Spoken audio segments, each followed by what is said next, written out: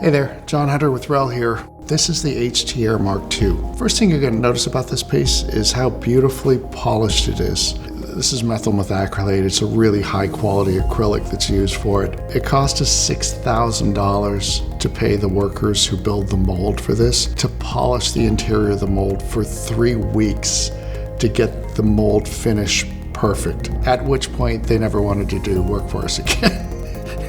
We're really, really picky about this stuff, and it drives people crazy, but it makes our customers really, really happy. The second thing you'll notice about it is it's not light. A single cable that might be a left channel coming in might weigh more and be stiffer than the typical product this size would do.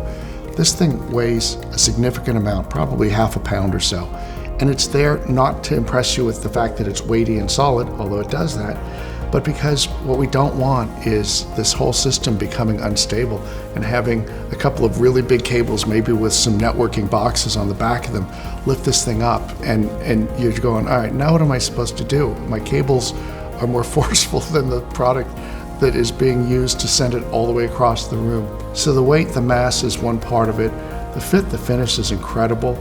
And the ease of use. I firmly believe, and back when we first developed our first version, which is called a Longbow 15 years ago, I had my then 86-year-old mom beta test it for us. And we didn't go into production until she could operate it. And we got it down to the fact that we needed to get this thing to the point that all it needed was one tiny little push-button switch to do pairing on this end and on the other end. You plug this thing in, and the first 45 seconds it's on, push that and get it to click, walk over, push the other one that's over on the receiver by the subwoofer and click that one. By the time you've released that thing, it's paired. And from that point on, all you've got to do is play music or movies. These are great pieces, beautifully constructed, very reasonably priced for all that we put into them.